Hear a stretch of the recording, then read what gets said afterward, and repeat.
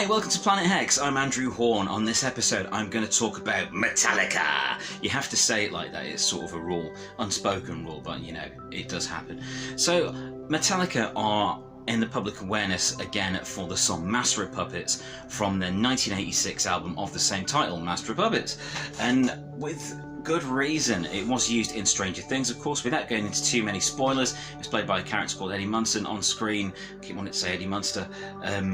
And he played Master of Puppets pretty much perfectly. With some jiggery pokery from the camera, but mainly that is the guy playing Eddie himself that was playing it, and he was awesome. He did a really good job, and it has rocketed up streaming charts and things. And yeah, I just wanted to come on here and talk to new fans of Metallica, as well as old fans. To the old fans, I'm just going to say, just let people enjoy stuff. To the new fans that are discovering this band and this style of music for the first time, welcome. It is great to have you here. We always need new blood in this scene. For my credentials, my Metalhead credentials, I wrote for this magazine for 9 years, Powerplay Rock and Metal magazine, where I interviewed rock stars, reviewed albums and gigs and stuff like that for a long time. But I have been into metal since 1990, when I was 12, and I just, honestly, discovering metal, it is like a seismic event. It is like a nuclear explosion going off in a young person's head, and I totally get that. Discovering something so powerful, so energetic and so cathartic is just incredible. It's an amazing feeling. So I wanted to talk about Metallica. You know, in terms of metal bands, it doesn't come much bigger than Metallica. They've been a household name since the mid-80s, and it has to be argued that they are probably the biggest metal band still in the world, over everyone else. Certainly the most recognisable, but there's a lot of history there. So there are some things to be aware of, and there's some pointers here, some things that you may want to look into. So in the early days, Metallica didn't have Kirk Hammett on guitar. Metallica's previous guitarist before Kirk Hammett was Dave Mustaine, who went on to form Megadeth after splitting from Metallica. You also need to be aware of things like Kirk Hammett, who joined Metallica, had been in a band called Exodus, who you also may like, especially, well, all of it. Bonded by Blood. Go for Bonded by Blood. And I like Toxic Waltz. Not a lot of people do seem to reference that as a classic, but check Exodus out anyway. You're going to be in for a good time there if you like Metallica. Yeah, Kirk Hammett joined. They had a legendary bass player by the name of Cliff Burton, who sadly died. I encourage you to read up on the history of Cliff Burton and what happened with Cliff Burton. I'm not going to go into that in detail here, but just going to give you some pointers. Do read up on Cliff Burton and why he was so important. If you like Master of Puppets, you are hearing Cliff Burton playing bass on there, and it was a beautiful thing. It was an incredibly talented musician, a very unique bass player, and an integral part of the Metallica sound. And his loss was a terrible blow to the band, but they did carry on. They carried on with Jason Newsted, who went on to be on... go on, Andrew. Yeah, he went on to be on And Justice for All, the Black Album, and Load and Reload. And then Robert Trujillo joined, the guy with the awesome long black hair and the glorious face. He has a fantastic face. Bass face, that's what they call it. Yeah! But he's an incredible musician. He was in a band called Suicidal Tendencies and one called Infectious Grooves. You might want to check those out. They were a hell of a lot of fun, but very different to Metallica. But with Metallica, they've always been around for metal fans as kind of a flaghead, kind of a masthead for the scene, and they've carried themselves pretty well. There have been some dodgy eras, shall we say.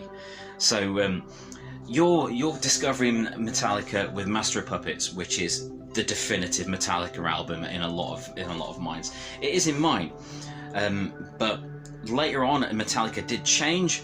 They eventually went back to their old sound, but they did change, and not entirely for the better for a while. So I would say to check out the period where Metallica were most Metallica-ish would be the album Ride the Lightning, the album Master of Puppets, and the album And Justice for All.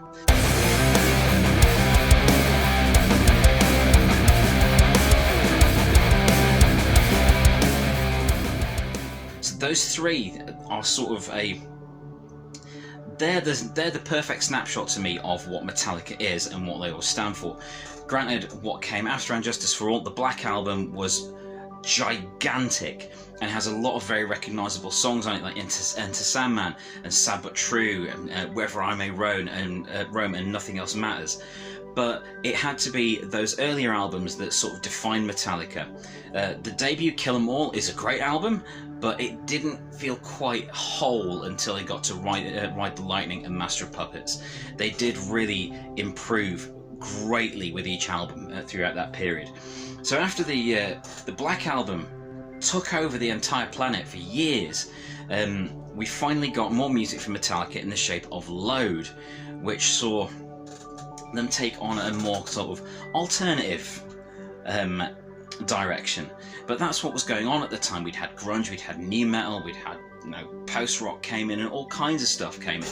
And Metallica were trying to do something different in order to stay vital and current, and that's what they wanted to do at the time. They couldn't just play One or indeed Master of Puppets all the time. They needed to play something different, and that gave rise to Road, and then its companion album soon after, Reload, which had some dodgy cover images on.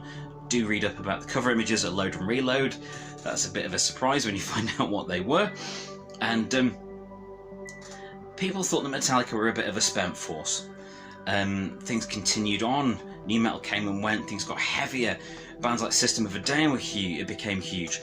Metallica came back with an album called Saint Anger, which has a really cool looking cover, but is possibly the worst album you will ever buy. And yeah, probably the worst album you will ever buy. It's terrible. The sound of it is dreadful. It sounds like a 3 AM demo that someone recorded with their phone, if their phone was in the next room. And so all the other instruments and James Hetfield's voice were in the next room, and all you had in front of the phone recording was Lars Ulrich with a biscuit tin and a hammer. It's just that, oh god, that snare drum, it gives me nightmares still. They did come back after that. Eventually they got their act together and came back with Death Magnetic, which was a good return to form. Not perfect, but a really good return to form. And then more recently, Hardwired to Self-Destruct. But those classic albums, Ride the Lightning, Master of Puppets, and Justice for All, do check those out. I would say those are the centerpiece of the Metallica sound. That's where you'll get One and Fade to Black and things like that, and Orion. There's a lot of stuff on those albums that is mind-blowing, and if you like Master of Puppets, you will like those albums.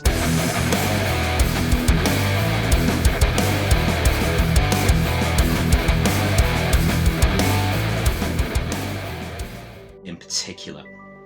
So I want to talk as well a bit about gatekeeping, because it is not okay.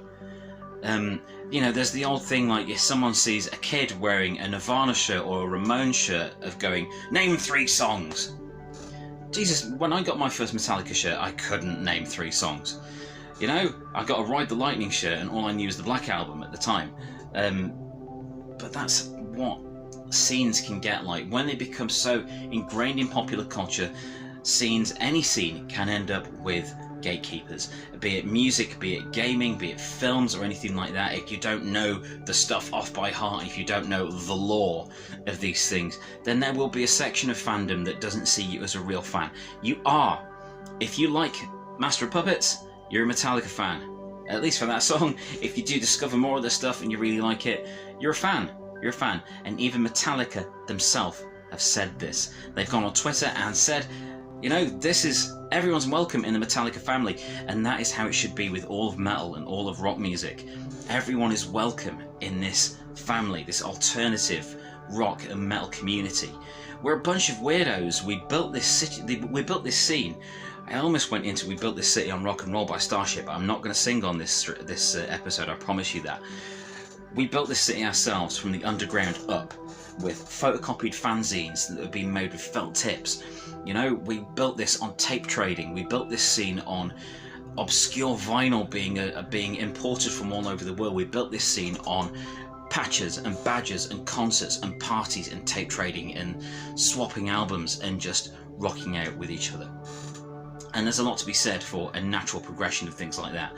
But what there isn't a lot to be said about is gatekeeping, because it only serves to make a scene insular. It only serves to limit the number of people that are going to come in and join that scene if they don't feel welcome in it, and it will eventually lead to these scenes end if we are just so close-minded as to not welcome new people that want to discover these things like we discovered them. My God, it's hot here today. So yeah, Metallica. Check out those albums. If you're a new fan, welcome. It's great to have you here as a fan. If you're an old fan, go revisit the old stuff. It's surprising it does hold up well, right back to the beginning. Why not listen to every album in order? It does pay for the revisiting. But yeah, those new fans, Ride the Lightning, Masters of Puppets, not Masters of the Universe, Andrew, and Justice for All. Those would be the central ones. The Black Album is the one that a lot of the other things you may know would be on. And just enjoy yourself. Just discover this stuff. Read about the band. Check out their live concert videos. To start with, I would avoid Some Kind of Monster, the documentary about them. I would avoid that until you've visited all the other stuff. If you can find it, check out Live 95, Live Shit Binge and Purge. That was a really strong set. Although do be warned, James Hetfield is rocking a mullet and a big moustache, and that can be quite off-putting.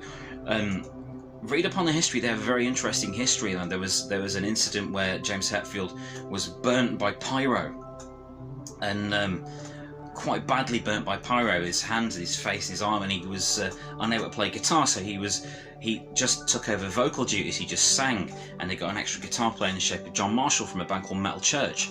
Love Metal Church. But yeah, there's so much to enjoy with Metallica, and what a great way to discover a new band. What a great way to discover new music. It's the same with Kate Bush and Running Up That Hill. It's fantastic that a new generation is finding this stuff that we've loved for years. And it is there still to be enjoyed. It's not something to be hidden away or held as just belonging to us. This is music that belongs to everyone that wants to hear it. On that note, thank you ever so much for joining me for this episode. Welcome, new Metallica fans. It's great to have you here. We're very glad you're here. I'm really glad you're here. I'm Andrew Hawnt. Please do subscribe to my channel if you like what I've said today. Mainly, I talk about VHS tapes. I talk a lot about old movies on VHS and pop culture things and films and just geekery. But today I want to talk about rock and metal, and in particular Metallica. I'm Andrew Hawnt. Thank you ever so much for watching this episode of Planet Hex.